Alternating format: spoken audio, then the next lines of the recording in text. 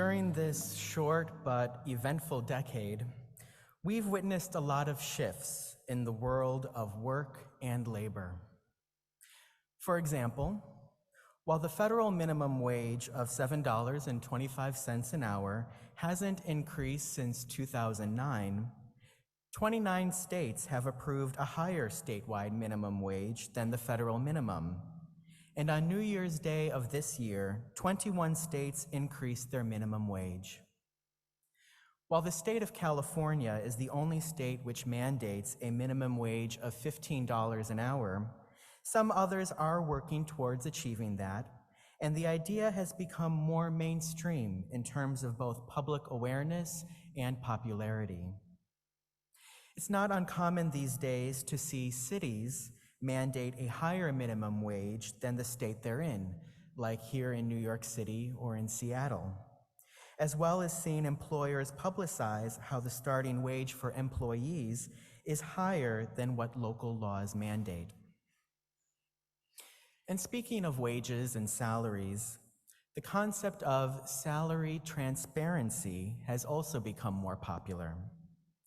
For example, the New York City Council recently passed a law which is set to take effect later this year, in which employers will be mandated to list the salary range for any job advertisement.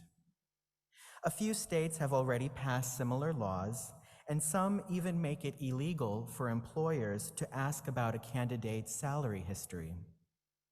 The aim of these laws is to help reduce the gender pay gap, reduce worker exploitation, and to ensure that employees who do the same work get compensated at the same salary. Besides wage increases and salary transparency, another trend has been working remotely. In the past, few office workers had the benefit of working remotely, but during the pandemic, it became quite common. And now, a recent survey showed that 58% of Americans are able to work from home at least one day a week, and 35% work from home every day. While not everyone has the benefit of being able to work remotely, and not everyone actually enjoys working from home, it's true that more and more employees are asking for that option. And many people find that they enjoy the greater level of autonomy they experience when they work from home. Another trend, a labor trend you've heard about, is the Great Resignation, which describes the mass voluntary exodus of employees from their jobs starting last year, whether because of concerns about job or salary dissatisfaction, or coronavirus safety issues, or because of a desire to work for companies with more flexible work arrangements. Some of the job sectors with the greatest losses were in the food service industry, the retail industry, and in healthcare. Earlier this year, the media reported that due to the Great Resignation, there were 5 million more job openings than there were unemployed people in our country. This labor trend is even making an impact on pop culture, as when the award-winning singer-songwriter Beyoncé took note of this movement in her new song, Break My Soul, in which she sings a lyric that says, "Now I just fell in love, and I just quit my job. I'm gonna find new drive. They work me so damn hard, work by 9, then off past 5, and they work my nerves. That's why I cannot sleep at night." As one of the highest paid singers in the music industry, I imagine that Beyoncé doesn't lose any sleep over any of her bills or expenses, but I also know that for much of the public, her lyrics are an accurate description of their experience of the labor market these days. And speaking of quitting one's job, another term you might have heard lately is quiet quitting.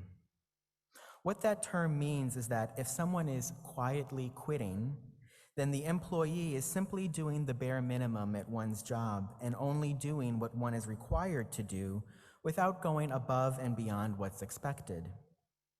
Some people may do this in the context of getting ready to actually resign from a job, but While some executives and managers are concerned about quiet quitting, others are praising the concept as an alternative to what's called hustle culture, in which an employee works tirelessly to pursue one's goals.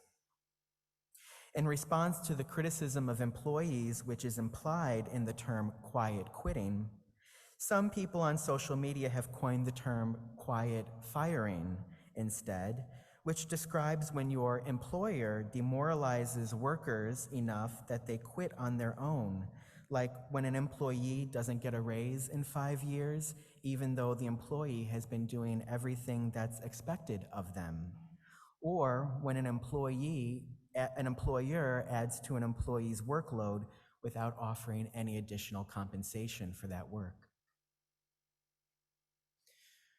While there's been a lot of development in the labor market during the past decade, one aspect of the world of work which persists across the decades and in various settings is the concept of dirty work. When you hear the term dirty work, you probably think of jobs that are generally considered unpleasant and that jobs which one would not normally want to do oneself. These include jobs like garbage collector, janitors, sewage cleaners and inspectors, landfill operators, mortuary embalmers, pest control specialists, hazardous material removers, coal miners, crime scene cleaners, and even being a farmer. Of course, there is absolutely nothing wrong with doing any of these jobs, and they are all necessary and very useful to our society. And all laborers should be respected and compensated fairly for the work that they do. Having said that, there's another sense of the term dirty work that I'd like to explore, and that's from the moral sense of the term. In 1962, the American sociologist Everett Hughes published an essay titled "Good People and Dirty Work," which drew on conversations that he'd had in post-war Germany about the mass atrocities of the Nazi regime. His essay argued that the persecution of Jews and other minorities took place with the unspoken assent of many supposedly enlightened Germans who restrained themselves from asking too many questions because, perhaps on some level, they weren't necessarily outraged by those activities. And so that led to his definition of dirty work, that it's any kind of unethical activity that's delegated to certain workers and then disacknowledged by the wider society, even though those who do the dirty work have an unconscious mandate from the rest of society. Though the Nazi example is rather extreme, Hughes wrote that this type of scenario takes place in every society, which enables respectable citizens to distance themselves from the morally troubling things being done right underneath their noses. The dirty workers themselves are not outlaws, but are instead agents of otherwise good people who quietly stand by. Dirty work, of course, isn't relegated to the past or to another continent. Here in our society, there are many types of dirty work, all of which have in common that, as a society, we'd rather know less about it, even though we acknowledge the necessity of it. These jobs can include the United States Border Patrol or ICE workers who have to enforce policies which many consider to be inhumane. Or it could include the mental health aides and guards who are tasked with safeguarding the wards of the country's penitentiaries, many of which are filled with cruelty and violence, and yet is also the #1 place where people in our country receive mental health services. Or it could include the undocumented foreign workers who staff the kill floors in industrial slaughterhouses, where fulfilling the popular demand for cheap meat often means that the workers aren't always treated well and neither are the animals, who aren't always treated well before going to the abattoir. Or it could include the military personnel who work as drone operators and who've had to engage in targeted killings in many of the ongoing wars of the 21st century, and whose activities aren't always strictly observed, and whose targets don't always avoid killing or hurting innocent civilians. Last summer, the Israeli-born American journalist and author Eyal Press published a book about these forgotten and unseen laborers in a book titled Dirty Work: Essential Jobs and the Hidden Toll of Inequality in America. He interviewed workers in many fields like the ones I just mentioned, and he came to realize that one way that privilege manifests itself in our society is in the way that many of us don't have the burden of having to dirty our hands while at the same time keeping our consciences clean. It's a privilege to be able to dissociate oneself from those secluded places where dirty work happens and leaving the nasty details to someone else to worry about. In terms of creating change around this topic, Press said this, quote, "What we owe dirty workers is the willingness to see them as our agents and to grapple with our own complicity. We also owe many of them the right to have their stories listened to with respect and curiosity," end quote. The willingness to see dirty workers as our agents and to grapple with our own complicity is something that reminds me of an insight from Universalist theology, which is that while all of us have dignity and worth, and all of us are saved, that we should not presume that we are worthy and saved because we are so very pure, righteous, and praiseworthy. Since all of us are complicit in some kind of dirty work, we have to grapple with the actions done on our behalf. And we also have to be grateful for the amazing grace which is patient with us and which saves us all. Hi, my name is Ember Kelly, and I'm the Director of Religious Education here at the Fourth Universalist Society. This part of our video and audio podcast is a moment where we dive into our message and our themes of our service just a little bit more, trying to understand what the message was about and answering maybe some questions you might have had. And so this week, Labor Day, we had our final message of the summer, which is hard to believe. And we had Reverend Mark, one of our affiliate ministers, share a very labor message about dirty work. Reverend Mark, I am really appreciative of you taking the time to do a labor message on Labor Day. Yes, thank you so much. This is somewhat related. Not a lot of people realize that we're one of the few countries that celebrates Labor Day in September. Most places celebrate it in May. But whenever you celebrate it, as long as we acknowledge it and honor it, I think that's the most important thing. Right. Oh, I feel like Reverend Schuyler did a Workers' Day message, now that I think about it. So see, we got both covered. We got May 1st and Labor Day. We did labor messages. Go forth. It's on our mind. So obviously that might have been a little bit of inspiration. What inspired this message specifically? Yeah, well, the reason I preached this particular sermon today was in acknowledge, that we're celebrating the Labor Day weekend.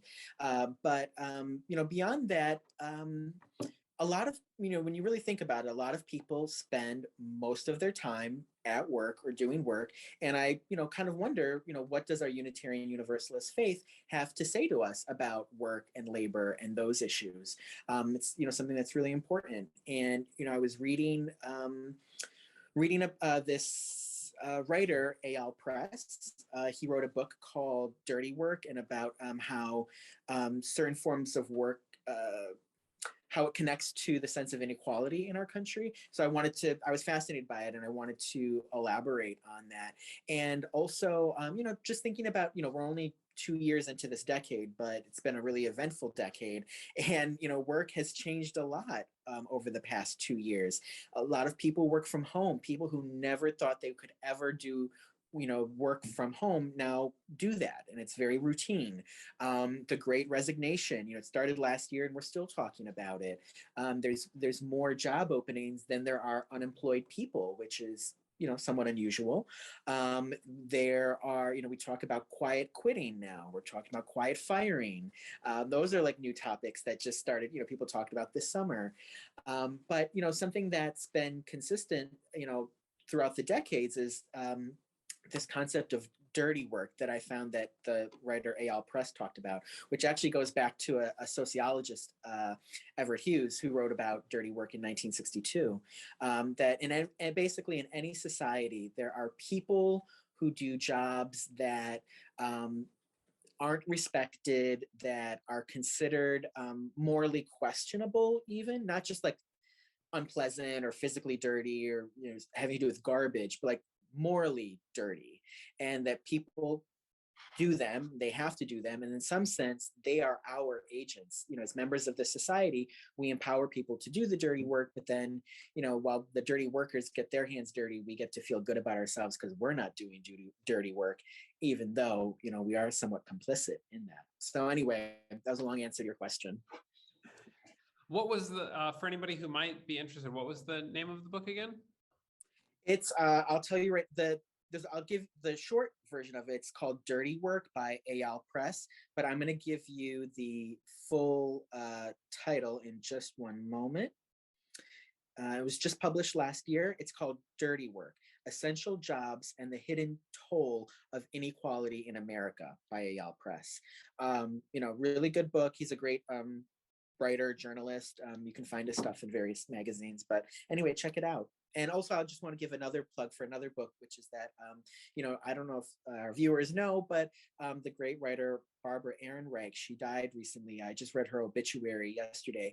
And she wrote a book. Her most famous book was Nickel and Dimed, which was a book that, I read when I was a college freshman, and where she kind of went undercover and did work as a kind of an investigative journalist. She worked as a waitress. She worked at a Walmart. She worked, different jobs that maybe don't pay very well, or that people, work long, hard hours, and just kind of expose what, especially for like middle class people or upper class people, that they may not realize what it's actually like to do these more working class type jobs, and talked about the exploitation that's there. So, she just died, this past week.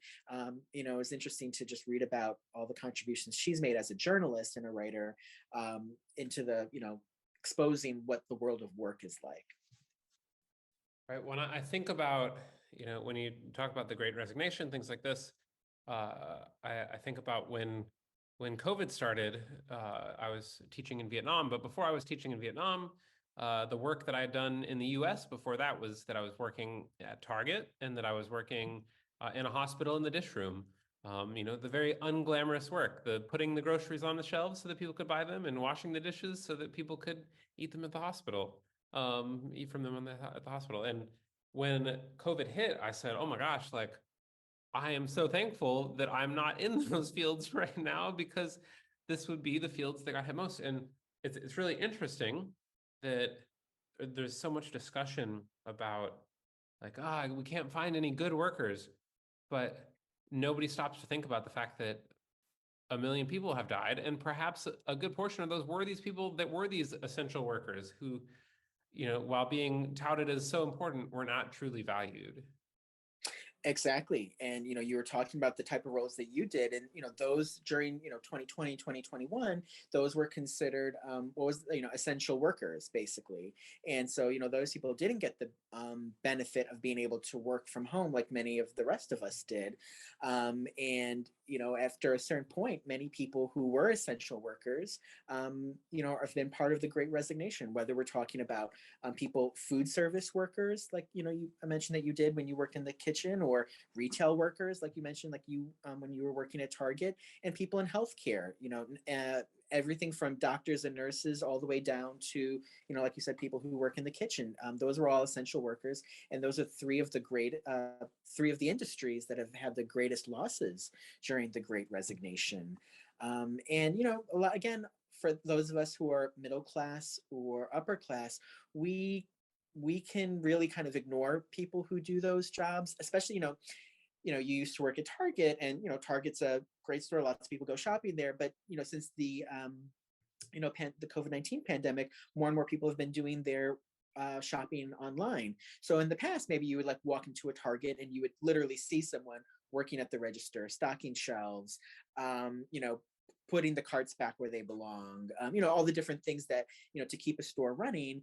And nowadays you don't even really see that, because if you're just clicking something online, you're not going to like see the people who are, you know, you won't even see the delivery person because you probably won't be home when she or he arrives. So, you know, just things like that.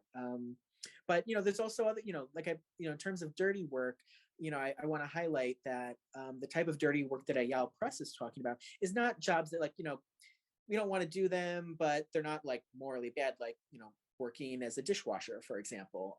But, you know, also jobs like people who work on the kill floor of a slaughterhouse, you know, many of whom are, you know, foreign undocumented workers. And, you know, what moral complicity do we put on those workers to satisfy our need for cheap or affordable protein for meat, right? Or, you know, we say we value, you know, national security, but then we empower people to, say, military personnel to, you know, send drones to, you know, do targeted killings in different countries. And, you know, sometimes they kill the intended target, but sometimes also innocent civilians in other countries get, you know, killed too. And, you know, there's that collateral damage, I guess.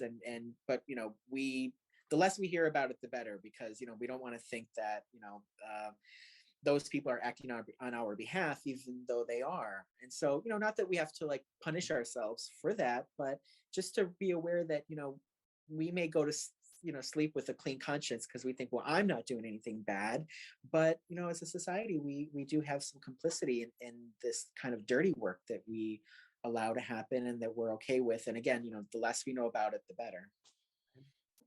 Right. And I think these, you know, these are great points, especially as you use for us to think about when considering, you know, the fight for justice.